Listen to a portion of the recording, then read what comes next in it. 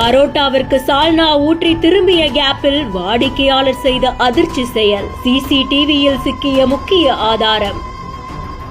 தன்னுடைய நெஞ்சு முடியை தானே பிடுங்கி போட்டுவிட்டு உரிமையாளரிடம் ஆடிய பக்கா நாடகம். என் பேர் சரவணன். நான் அலிநகரத்தில் ஹோட்டல் கடை வச்சுருக்கேன். என் கடைக்கு வந்து 2 பேர் நேற்று வந்து சாப்பிட வந்தாங்க. சாப்பிட வரத்தில் புரோட்டா எல்லாம் பிச்சு போட்ட பிறகு குழம்பு ஊற்றின பிறகு முடி இருக்குன்னு சொல்லி கூப்பிட்டாங்க. நானும் வேறு புரோட்டா வாங்கிக்கோங்க எடுத்து போட்டுக்கன்னு சொன்னேன். அவங்க அதெல்லாம் வீடியோ எடுத்து வச்சுட்டு புடிச்சபடி ஆஃபீஸுக்கு ஃபோன் பண்ணுவேன், அங்கே ஃபோன் பண்ணுவேன் அப்படின்னு சொன்னாங்க. முடிவு போட்டது அவங்க தானே? இல்லை அவங்களே தான். குட்டி வச்சு இருக்குது, அவங்க தான் முடிவு போட்டது. அவங்க நெஞ்சிலிருந்து முடி பிச்சு போட்டிருக்காங்க. கடந்த சனிக்கிழமை தேனி அள்ளிநகரத்தில் இருக்கக்கூடிய ஒரு உணவகத்துக்கு சாப்பிடுறதுக்காக 2 நபர்கள் வந்திருந்திருக்காங்க.